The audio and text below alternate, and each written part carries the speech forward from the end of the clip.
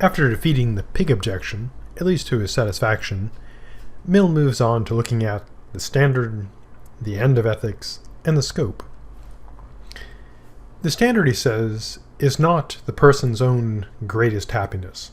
As you might recall, utilitarianism is also described by Mill as the greatest happiness principle. And so it's not about, say, my individual happiness or your individual happiness, but the greatest amount of happiness altogether. So everyone's happiness. Now, in terms of the end and the scope of morality, the end is the notion of what's the goal? What are you trying to do? And the scope is who counts morally. And so in terms of the end, for Mill, that is this. To have, and it sounds pretty appealing, to exist in a way that's as exempt as possible from pain and rich as possible in enjoyments, both in quantity and quality. And he claims, since it's the end of human action, what we aim to do, he says it must be the standard for ethics, or so he claims. Now, what about who counts? Which is a critical question in morality, because people can adopt moral views and consider themselves quite ethical while still being seemingly quite horrible because they include only certain people or entities and leave out others. And this explains how throughout history you can have people who are very, and today of course, who are very, very good, say, to their individual family, their friends, and maybe a certain scope of people they accept, but truly terrible to other people. And one way to explain that is they have a very limited scope of morality. So they only consider some people or some entities to count. Mill is super generous. He says that it includes all human beings, and as far as the nature of things admits, to all sentient creatures that feel pleasure and pain. And this makes sense on his view because pain is intrinsically bad, pleasure intrinsically good, so being able to feel pain or feel pleasure would enable an entity to, create negative or positive value. And that explains his generosity.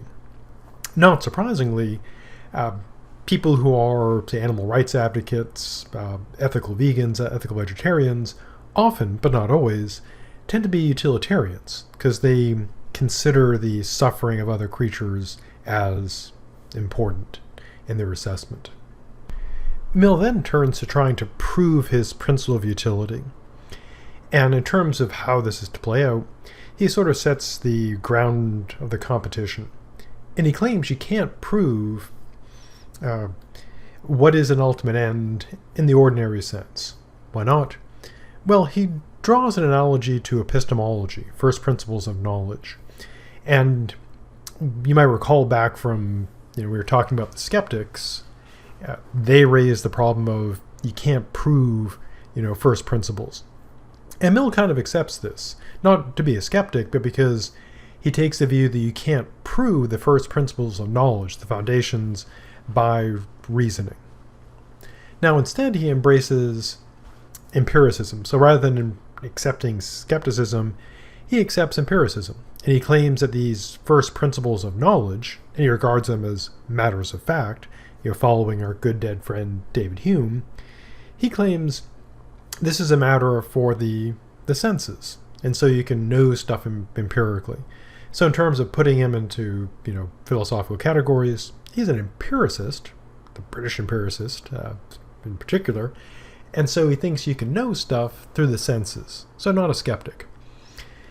So what about addressing questions of ends? Well, again, he's going to take an empirical approach. And the empirical approach here, in terms of what is the objective, what is the goal, what is the end, he says is a question about what is desirable. So you look at it empirically. What is desirable? And he claims, in his moral view, as we saw previously, that happiness is the only thing desirable as an end. It's the only thing with intrinsic value. Everything else has mere extrinsic value as a means to the end of happiness. And of course, pain is intrinsically bad. So he moves on to trying to prove this through, not surprisingly, an analogy. So what analogy does he use? Well, he uses an analogy involving multiple comparisons. First, he claims that the only way you can prove something is visible is that it is seen. The only proof that a sound is audible is that it can be heard, and likewise for other sources of experience. And so he reasons by analogy that the only proof that something is desirable is that people desire it. So the analogy is essentially that in the cases of visible and audible, the proof is that it's seen or heard. And so in the case of desirable, emphasis intentional, it's that people desire it. It is able to be desired. And so he says the only reason you can give why the general happiness is desirable is that each person desires their own happiness. And so he considers this a convincing argument, but it does have some flaws. And they're worth considering because the flaw here leads to sort of a broader notion in philosophical reasoning. Now, what his critics have often claimed is that he is equivocating on the word desirable. And an equivocation in philosophy is this. First, to set the stage, there's a notion of what's called ambiguity, and it means that something has two or more meanings, and it's not clear from the context what is intended. And so the problem with ambiguity is, to use an analogy, it's like you're driving down the road splits, and there's no sign. So you don't know which road you're supposed to go down. And so with ambiguous language, it's not clear which is intended. Now, equivocation is a strategy, a bad one, not in terms of it doesn't work, but in terms of it's often considered a fallacy and a mistake. To equivocate is to treat a word as if it means the same thing each time it's being used, but it actually involves shifting the meaning in order to work. So the idea is that the meaning is shifted for it to work, but the person doing it acts like it didn't change. It's the same. So what is the accusation of equivocation against Milt? Well, he defines desirable as able to be desired, and then says, well, the proof that something is audible is that you hear it. The proof that something is visible is that you see it, able to be seen, able to be heard. And so the only way you prove that something is desirable is that it's desired by people. And that shows that the fact that it is able to be desired shows that it should be desired. But those are two, rather separate meanings. To illustrate, when people say that something like pornography is undesirable, they don't mean that people don't desire it, because clearly people do. What they mean is that it shouldn't be desired. People shouldn't want that. And typically when people talk morally, when they say that something is undesirable, they don't mean that it can't be desired. Otherwise, there'd really be no problem. If something truly was undesired and you couldn't desire it, there'd be no moral problem because people would not desire, they wouldn't want it, no problem. But when people talk morally about being undesirable or desirable, they're not saying able to or not able to, they mean should be. And so Mill's critics say that he's equivocating on desirable.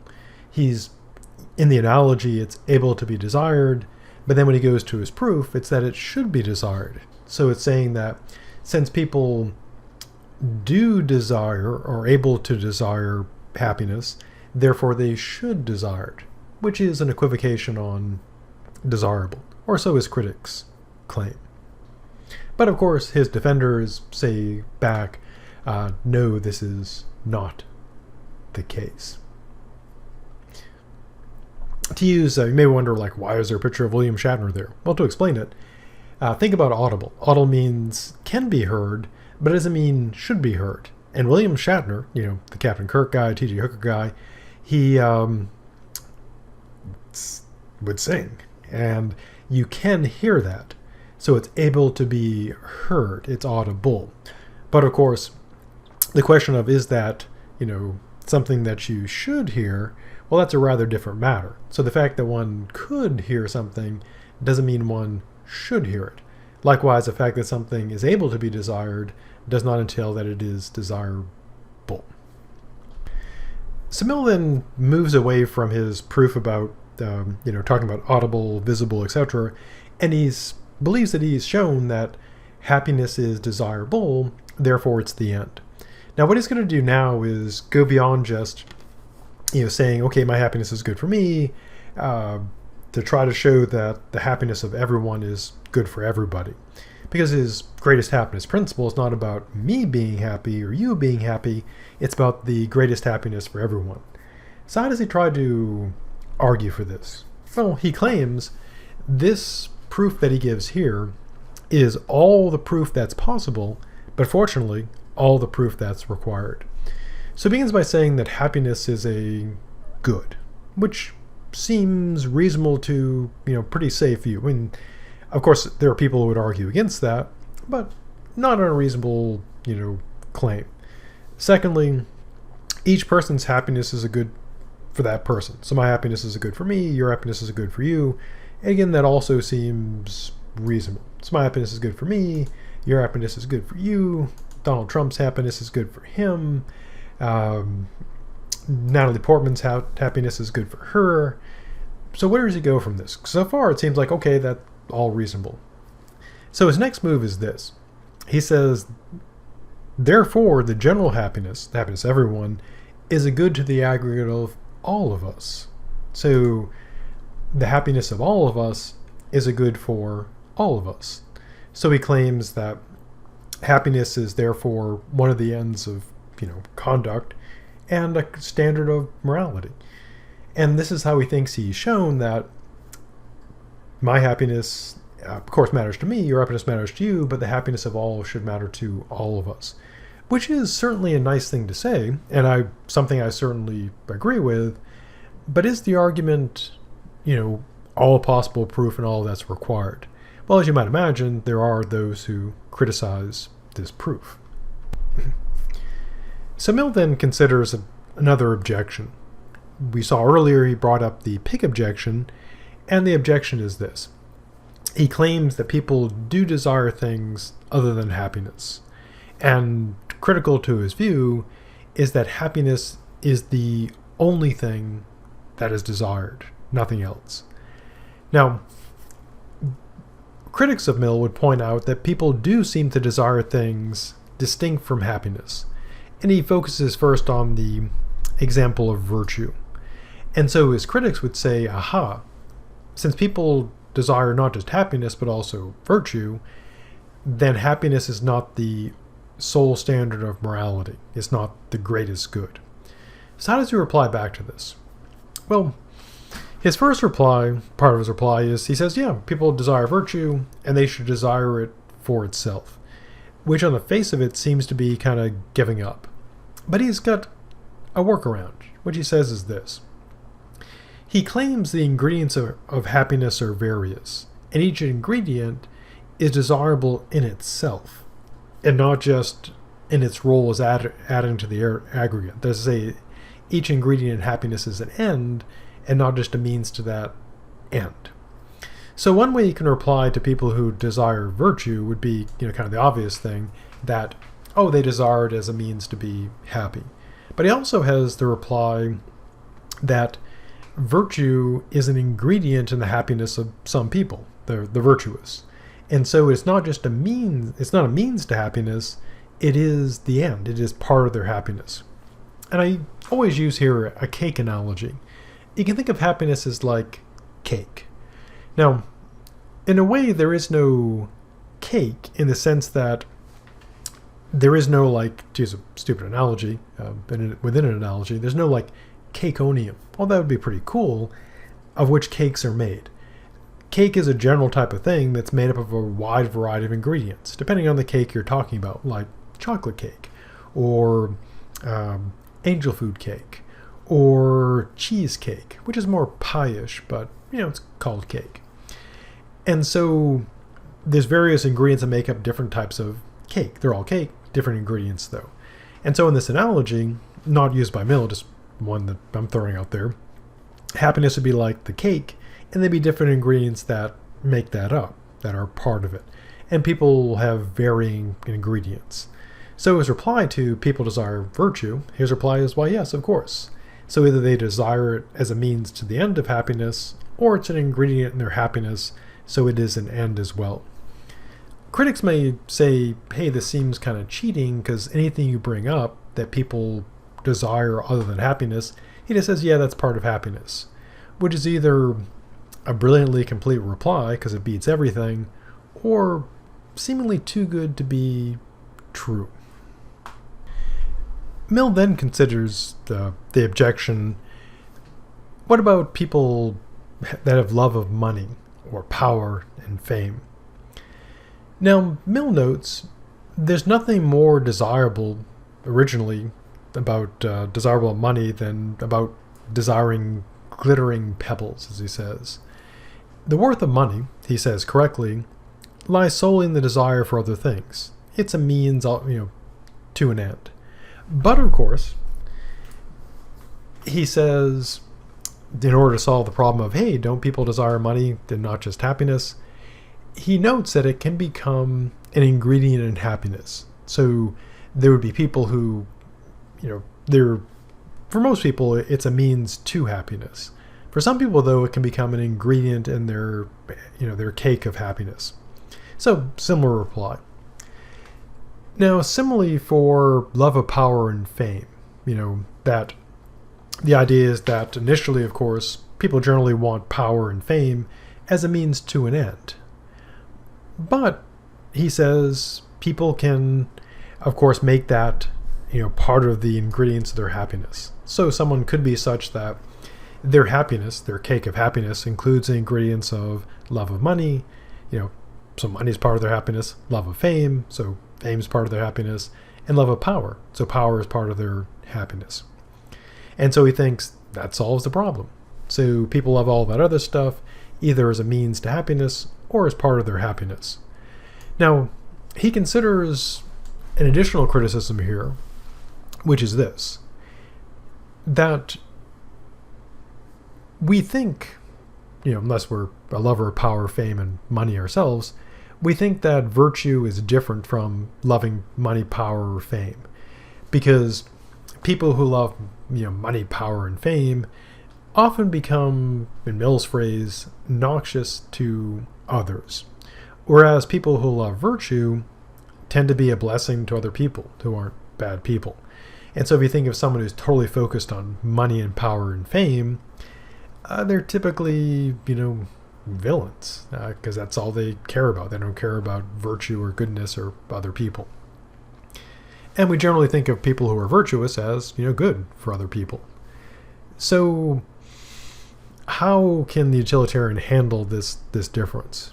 Well, what he says is this, that a person could have, fame, power, and money as ingredients to their happiness, but his view is that in general, it's not that virtue is inherently better than loving fame, money, and power. It's that typically the desire for love, the love of money, fame, and power causes unhappiness for others. So it's more injurious to general happiness. And so the love of virtue would create more general happiness. Some Mill's workaround is either, again, clever or, kind of a cheat. Is that someone says, well, if all these ingredients are just ingredients of happiness, wouldn't virtue and, the love of fame, power, and money all be basically equal? But Mill says, oh, no, of course not. If you look at the general happiness, those who love money, fame, and power, they tend to be more damaging to general happiness. Whereas people who love virtue tend to enhance the general happiness.